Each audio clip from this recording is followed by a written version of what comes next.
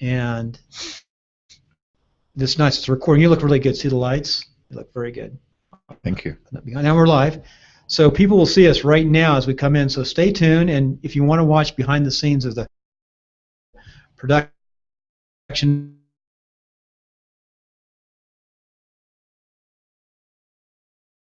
the sing. Is Humke? Yes. Interesting background. We just sort of had a discussion as we were setting up as many elections as you have. So what we're doing now is the quick sound check. My sound looks pretty good. Dave, if you just talk for a second. Okay. So that's good. Your sound looks perfect here. Thank you. Now we're checking here. We want to hit the top like this. Dave, Okay. want to just talk again? So I'm right here in the control room. We're good. I feel like I'm a part of it. This is the last one of the day, and before I go out my working vacation, I'm going to end up at Mount Whitney on the 16th, the day that you're going to the dinner. Good Normally for you. that's going to be live, but it's not. I don't think it'll be live because I don't think anybody else in our group knows how to do this. So I apologize for not being there. You'll see my wife, Karen. Yeah. She'll be there. Okay. I look forward to meeting her. She's collecting the money Good. at the front. But you're comped. You're climbing Mount Whitney? Yeah. Good My for you. son. Good. You know, it's crazy. I'm going down to Southern California, which is at sea level. That's the worst thing you can do before you go climb. Yeah. Because I've actually slept over 10,000 feet after being at sea level. Yeah. It's not a fun thing. In another country, as they say? Or Actually, I've been in other countries and been well above that. Uh-huh. But actually here, up in Sierra here.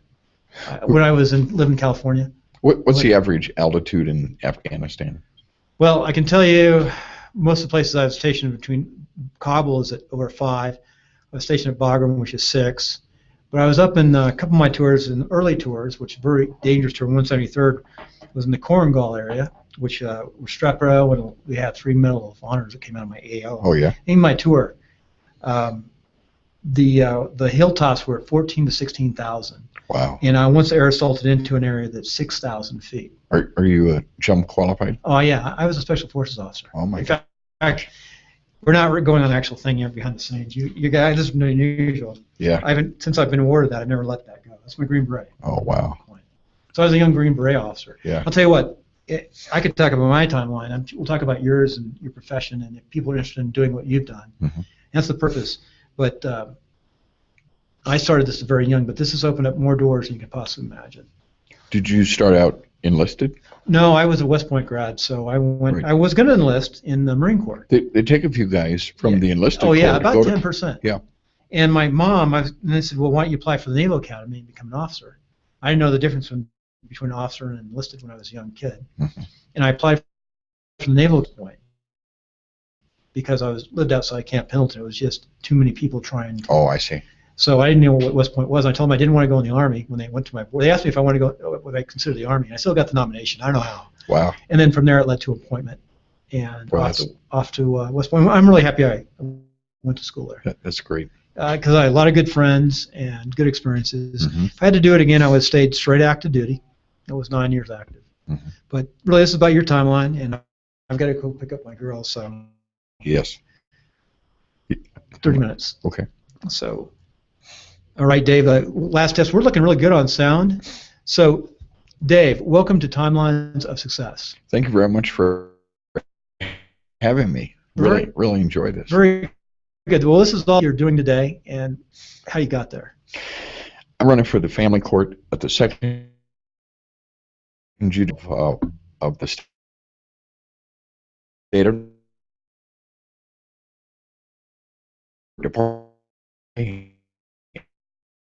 and an open seat. The Honorable Linda Gardner has done one term, and she has decided she does not wish to continue. Really? So I'm running for that. There's another person running that, people in politics don't like to talk about the other person. I try to stay positive. I do that primarily by not talking about the other person. And I'd rather talk about myself, my own qualifications, and why I think I'm well qualified to serve in that court. So this is all about your story and how you got to where you are, and you're running for office. But you've run for office quite a few times. You have a really unique background. It's really interesting to find out what people have done. How long have you been practicing law? Since the late 80s, approximately 25 years. Long time. Yeah. And the tribal courts has got to be totally interesting. So you work in the tribal court system. Right. I'm a tribal court judge. For Nevada, that must be just really interesting. Do you travel much? You travel all the time when your calling is the tribal courts. There are 26 federally recognized tribes in Nevada, Wow. and as such, most of those tribes have their own law and order code and have a separate judiciary. Right. And so that's got to be just such a specialty. I think specialties are really neat. So how did you get into that field? It was kind of happenstance, a combination of things.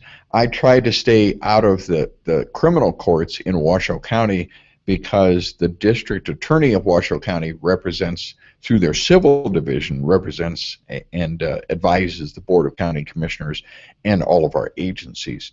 So a lot of people would say, oh, gee, Dave, that's not a conflict. I considered it kind of close to a conflict, and I tried to stay out of the criminal courts. And you're a commissioner, and that's the reason why you stay out of the criminal courts. That's correct. I would think that would be a conflict. I would not want to practice anything in Washoe County.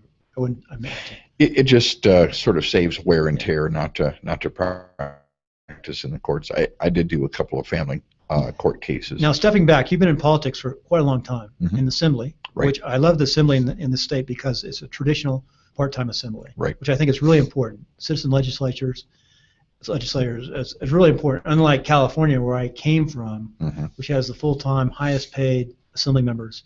If you're in California, you'd be with benefits would have been making over $240,000 a year, Oh, my plus goodness. having a staff, a car. Now it's less. Now they've had to cut back because of their crisis. But they are the highest-paid assembly members. But they're large seats. They represent about 300,000 people in Assembly District. The assembly districts here, we last I checked, but they did represent approximately 70,000 people. I forget the exact. You must have started when you were pretty young. How old were you when you won your first election? I think I was 30. That's young. Yeah. That's unusual. So tell us your background, how you got, again, go backwards a little bit. How did you get into politics? Well, I was born and raised in Iowa. Dad raised beef cattle and sold milk commercially. You had dairy? Yeah, How many head of dairy? usually 40 to 50 at a time. Okay, they had smaller in that part of the country. Yeah, that before that, and milking cows really.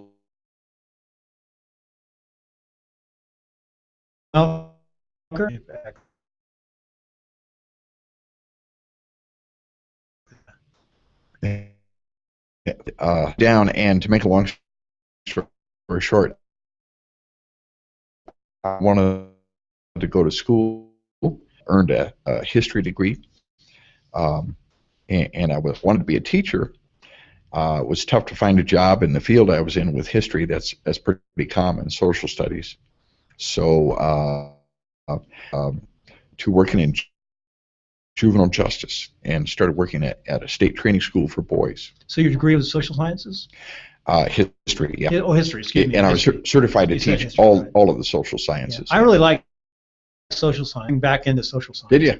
Oh, wow. So anthropology, right? Right, anthropology, social. I really loved it. I wish I could even go further, but there's only so much time. Yes.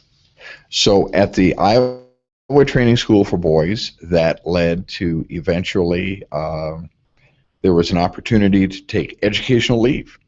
And so the bosses said to me, we think you might have a future doing this kind of work. You know, the degree for you is a master's degree in social work. And so I went to the University of Iowa and earned a master's in social work and continue to work juvenile justice, sort of the odd person in the cloud, welfare and things in corrections. But we did okay and graduated, went back to the training school, stayed for a while, then moved out west and continued to work in that field. Eventually went to law school, and that brings us to where I am today, running for the family court. Okay, it's very good. Law school difficult? You know, within the legislature, who was an and he said to me, this is after our friend went to law school, and he said, you know, I thought about this. I could teach you the law in a couple of summers. And I thought about that for a second. I really agreed with him. You know, they make it 3 years long, but Right. But there's a lot of subjects that, yeah.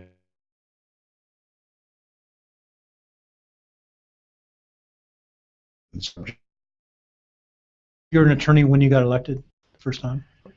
No, I was not yet. Oh, that's neat. Had not yet. In some aspects, that's really neat to learn the law because you're creating law. Oh, yeah. You're an assembly member, you're creating a law. When I was a freshman, I served on the Judiciary Committee, and I was going to law school, and I said, man, this is some kind of heaven, because all day I am, you know, hearing bills in the Assembly, Judiciary Committee, and dealing with death penalty issues and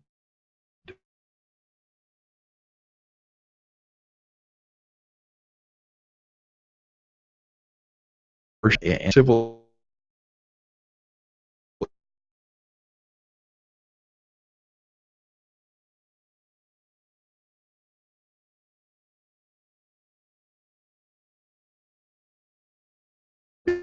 issues. And at night, I would go to law school, and that was just Yeah, because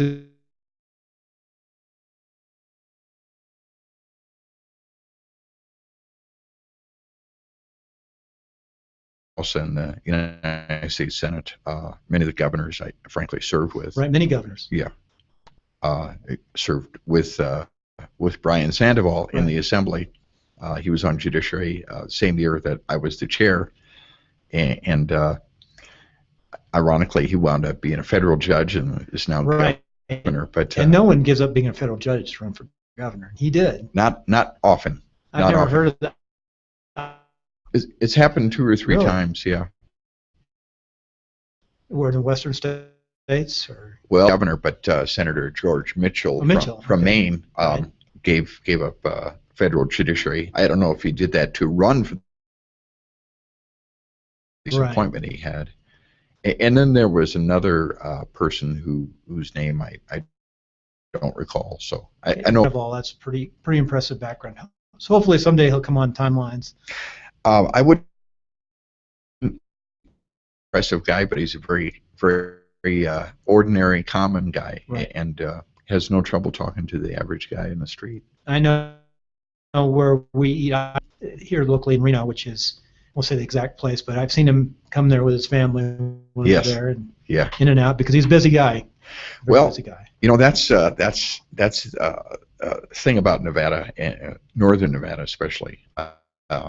I used to, when I was running for the Assembly, I used to knock on doors, and it was typically a woman, and she would become speechless, and I learned to say, "You just moved here, right?" She said, "Yes." I said, "What part of California are you from?" It's not all California here. Right?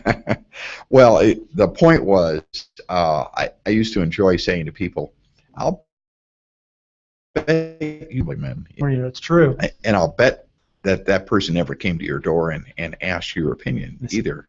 Right. And that was no, government's very close here. It's really more of a traditional Western government.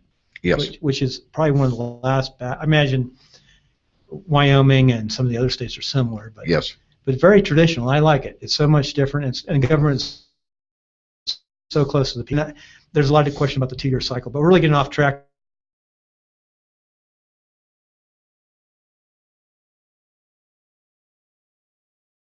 Or maybe go into politics. What would you tell them? What should they study in school?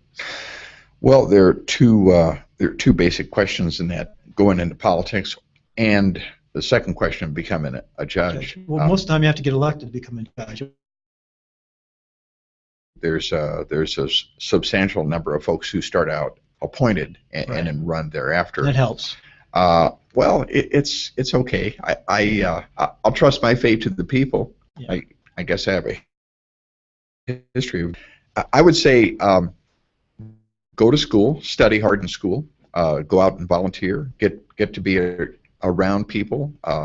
Volunteer as a 4-H club member, go to a boys and girls club. Just do things for the good of your community, and that's that plus in politics, in my opinion. Right, and that's if you're going into politics, which you can lead you to other things too. Sure. But even becoming an attorney and then someday becoming a judge, I just thought about this because I'm doing several interviews of people running for the judgeships because they're about to speak. And I never thought about this before, but most people who are attorneys don't want to go run for office, generally. And some do. I mean, a lot do. Sometimes, but yeah. Most professional attorneys just don't get into politics. They're too busy running firms and their career. Yes. But if they do want to become a judge, they should probably, when they're young, volunteer for people who are running for office to see how difficult it is. Well, I guess your direct question is what is the best path? And my own path has been a sort of a non-traditional path. Didn't go to law school initially right out of college, and I think that's a strength. I do too. To be able to do something else before you do that. In your 30s when you went to law school? Yes. That's good. Yeah. I think I've had friends do that because the military. They were in the military. Mm-hmm. In my case, I served in the military a little bit, Marine Corps Reserve, not active duty. I can't. Oh, you're still in the Marine Corps Reserve. That's good. Right, I tell a lot of young people, if you're undecided, go in the Reserve. Yes. In regular Reserve, Marine Corps, Army Sure. Reserve. Not the Guard is good too, but. Well, Nevada Army National Guard, and that's kind of. I was in the Guard. Had an opportunity to go to OCS in the Guard. Oh, you did? Nevada has their own OCS Academy. I'm very familiar. And that was a great experience. Not long, because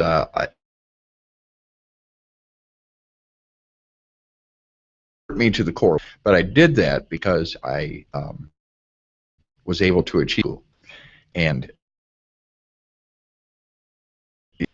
as the advanced age of my late 20s, yeah, it's early a lot 30s, of work to do both. I said, I think the law has got to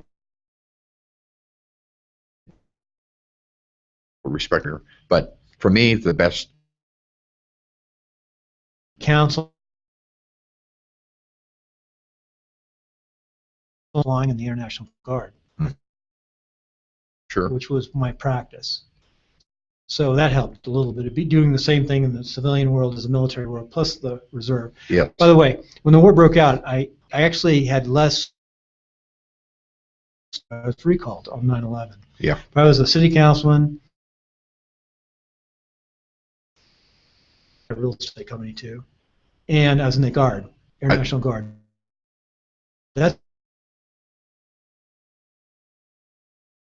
So you had to go to deployment to a bad place in the world thing. Yeah, but actually my first deployments were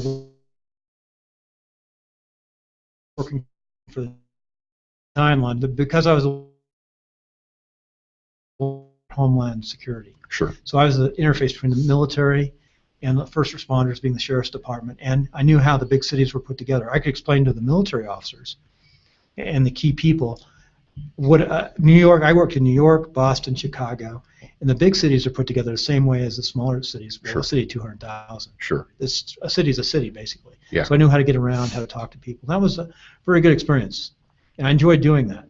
So that's what I did initially, and then later on I was deployed overseas. Do you mind if I bring it back to family court? One of the things I've seen this in tribal court where I serve, the way and the manner in which, as a litigant in family court, we're usually talking about a child custody situation. There's a kind of a not served look slightly, and to say, well, they're kind of violent people. I believe you probably heard this before.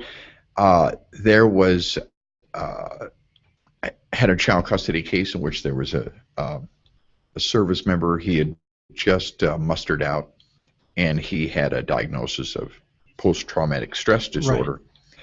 And a social services department who should remain nameless at that place said, well, I don't know if he's a good candidate for child custody. He's got these anger issues, and I just thought that was a terrible treatment for a person who had honorably served his country, and that's one thing that I'm always on the lookout for against in the family court process.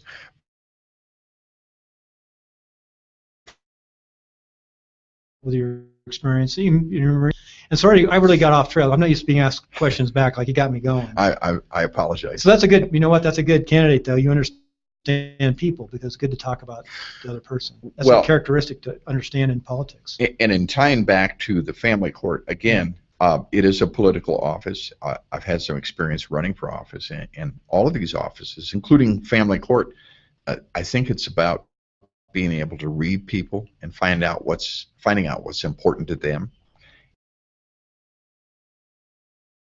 solve a case, and that's what it's all about. That's where the social work background comes in, as well as the law, perhaps. Now you've got a foundation, a very good foundation for doing what you're going to do. It's kind of nice, and you've evolved. This last major thing past this, you could be. Who knows? It's hard to say,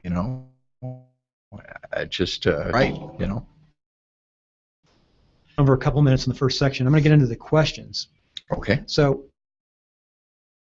yeah, it was a fun front section, and thanks for asking to people with as much experience politically as you have. I'm going to do these by memory so I don't mess up my machine because it's not. This is basically what I call what we're doing here in the background is the production of it. A lot of stuff is, if anybody wants to see the whole thing, they can go on, watch the whole thing. That's great. So I can imagine if you're in a traditional political race where it's a tougher.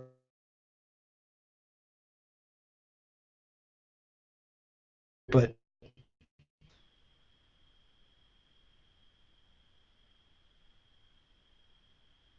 so the first question is, I always asked, use an Android phone, and it's nearing the end of it. It was tied to a very low-cost service provider. I've got a Mac at home that was. You do have a Mac. It was provided by one of their. Good. That's why the Macs are so good. Yeah. That computer with that huge saves me driving the 70 mile, doing the video arrangement, and I think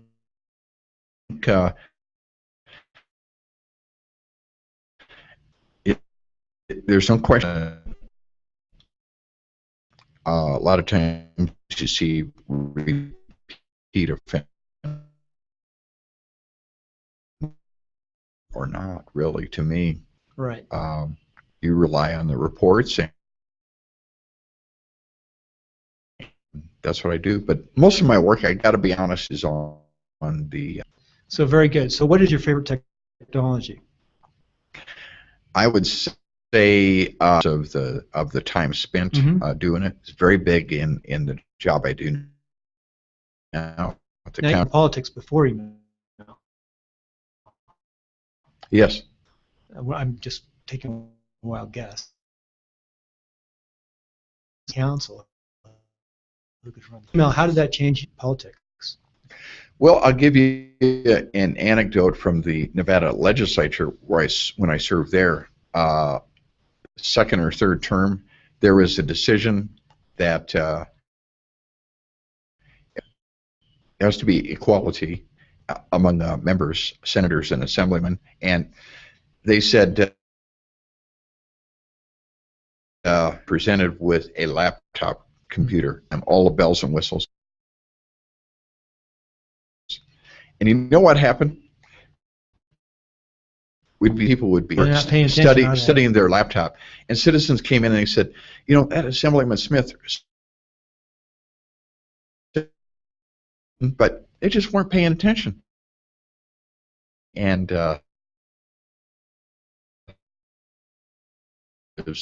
right, that's a good point, because people told you after the fact how they felt. yes, So, I tried to stay off the computer as much as, but after it was easier to read the bills on the computer than it was in the old. this big sack of paper. Oh yeah, Oh yeah. we had would go from here to here toward the end of the session. All the bills, Senate, Assembly, all the committees. Right. It was 5 or 6 feet thickness of bills. So you don't like to have all of that paper. It was nice to have it all in the computer. Nothing about a Mac. You can actually have it read to you, which really speed. You can read it and read. And then taking it back to the family court, the courts are pretty much all on digital computer now. So that's you can do your homework, read the cases for the week or for the next day. So much easier. Sure, and that's I'm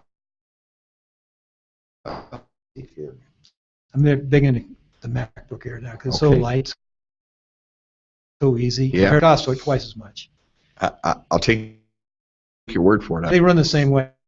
A browser is a browser, basically, if you're using a browser. So driving on, who is your favorite author and book? Favorite single author. Or authors. I probably have a collection of them. John Grisham, I like a mystery writer named Michael Connolly. Mm-hmm. Like his work a lot. And I like a guy who's recently passed. Tony Hillerman wrote a lot of books based on the Navajo reservation and talked about tribal police a lot. Right, you're really into understanding honestly, I started reading his work before I started tribal courts as a practical matter. But I just felt like he got it just about right. Very good. Captured the feeling. Is there any one book that you really like, recommend? Well, I like as a genre, I guess biographies, and no particular one. Yeah, I love biographies. Just like to read about people. That's nice. That's a good thing. That's the type of reading you like to do. Yep. It's of interest. So, last question of the bottom line up front is, what is your favorite quote, or do you have a quote that you really like? I have. I don't collect quotes as much as some folks do, but there was one that I typed up and wrote down and posted it on the office wall where I worked, and it went something like this. It was by Winston Churchill, who said, "There is nothing as gratifying as being shot at and missed." I actually know where that happened to him. Happened at Torkham Gate in Jalalabad. Wow. With the British, I forgot what year, but he came in as a 19-year-old reporter, was in the military, but was a journalist within the military. Okay. And he got shot. That's the only time we know he was shot. That's where that occurrence happened. I was there. Were you? I was right there at Torkham Gate. Wow. So it's funny you bring up that quote from Winston Churchill. That's it. I've never heard a bad quote from him, by the way.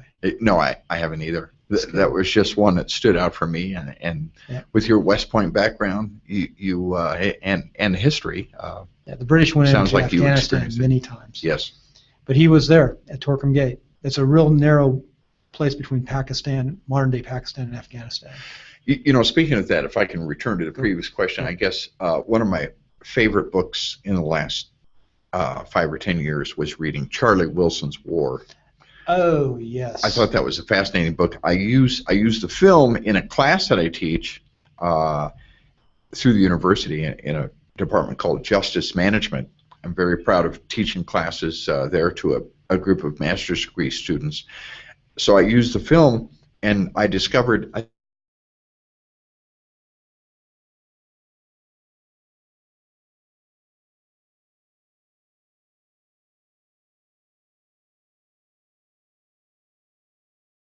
Pakistan, and then right between Pakistan and Afghanistan. And we really caused some problems because of what we did and how we fought the Russians. Yes. We created the Taliban. Yeah. And I was right in the AO where all of that happened. And it is called tribal area in the Pakistan side. Yeah. AO is area of operation for us civilians. Yeah. Did I say AO? I'm sorry. I'm sorry. Very good. You're good. You're very good. So we've gone a little bit long, but now tying it all together, what do you like doing on your off time? Being around home, just kicking back, thinking about stuff that is just the basic stuff. Where do you live? What area? Live in Washoe Valley. Washoe, okay. Live on 1 acre. Oh, nice. Sort of gets back to the roots of, it's not 260 acres, but it's and you don't have to earn a living doing that. 1 acre can be a lot of work, depending Yes, on it how can. it's set up. And my wife does 90% of the work, and she's very proud of our place, and she's just very meticulous about everything that she does. That's good. So, in tying it all together, and this is the most important question, what advice do you have, or what's the biggest takeaway from your interview? It's been an interesting interview, so what would you tell that listener out there from this interview? What's the most important takeaway? This is a tough one, but it's the most important element. Call it what I call your bluff, however you live or what you believe. You helped me talk about some things, honestly, I haven't thought about in years and certainly haven't talked about in years, but bringing it back again to the family court. I'm running a somewhat non-traditional campaign for a family court seat. Some people will run for these seats and say, I'm the world's greatest lawyer. I've done so many cases, I'm so good at this, that'll make me a good judge. Well, I'm already a judge doing family law cases. I don't need to prove myself there. I just need to prove it to other people. But the variety of background, the fact that working in 3 branches of government, arguably a bit in the judiciary at this time in tribal courts, a lot of experience in the legislative branch, and then in the executive branch at the county commission, which is in part legislative and in part executive branch. Right. Great elected position, I think. No matter what state you're in. Yes, absolutely. I think that especially for the family court bench, there's a little secret about child abuse, neglect, juvenile justice, guardianships, all of these cases. They're very, very much dependent on the executive branch of government to provide the services that kids and families need. The budget's huge from the county. I understand those services, and I think you want someone up there on the bench who's you're going to entrust, may not be your kid, maybe a kid, honestly, folks are not very much interested in. Because if you can't find family members to take care of a child who needs foster care, then you have to turn to strangers. I think you want to be able to trust the judge, you want to be able to trust the social services, you want to be able to trust juvenile services, senior services, all of these folks who are working for you, the taxpayers now. I know those folks. I think I know what they do, and I know how to evaluate how well they do it. You're unique because of all your background, your elected positions, being an attorney. I've never met anybody quite with your background. So it's been a pleasure. Well, Dave, I appreciate it. I'm awestruck at your background. I guess I still have a desire, and I like the art of politics, and you've been in it for so long, and you understand so much. And I do understand exactly what you're talking when you talk about county, because I've been around politics, not to the same extent you have, but that the services that they provide, and to understand those services. I've never thought about that for family court, because you know where to go find under what rock to look. Right. That's. Sometimes these cases don't sort out easily. Sometimes there is a case of placing a square peg in a round hole, and sometimes you've got to create the service from the ground up. I really appreciate what you're doing in providing the service and, frankly, teaching me some more about technology. Well, I'm learning too. This is just something, like I said, in bottom line, we're going to hang up right now, but thank you for being on. I'll talk for a couple minutes off the podcast. Thank you. So we got a good recording here. This is always back. If I had to, I could pull off here. This came out well. The most important thing is that we hit this here. Did we ever pull a web page up for you? I don't think so. Let's pull up your web page. DavidHumke.com. I'll show you what we can do here. David, spell it out. David Humke. Are you going to park this? Yeah, you're going to have. I'm going to send you a link as soon as I can. Good deal. So what I'm going to do here, I'm going to go here and stick this here, so folks, if somebody wants to see this. Mm-hmm. What's really nice is I learned how to do oral histories when I was back working in anthropology and working with social scientists. Yeah. And this is where I got the idea of doing this whole series. Oh, of wow. The timeline. Wow. If I could go and interview enough people and then pick out traits and characteristics from those people, Uh-huh. and then go back and maybe re-interview them or call them and ask them questions, I could write a book about what are the successful habits of people. Yeah. So Sort of like the Cubby, but not yeah, it's not Cubby. exact- This is not different. Raw. duplicating This that, is yeah. raw. And I have others. I can take a break and I can go out back and do what I was doing. Mhm. But this is your webpage, so you can see it online. So the people can see it at home if they Mhm. want to stick around to the end. Most people don't. They watch the first part. And Right. So it looks nice. Some people watch the entire thing. They'll definitely listen to the entire. These get listened to, Okay. and they get listened to more. They get listened to when people are driving, cutting the lawn, running, Uh-huh. because they're on iTunes, all the different sources, and people download them. Mhm. This will probably, and we'll also put this out. At least 200 to 400 people in county will listen to this. That's fantastic. It's amazing technology, especially when I hook it in to other sites, Mhm. political sites. It'll move around. Okay. And so anyway, we're going to say goodbye now. We just want to stop. This is the most important thing. I hit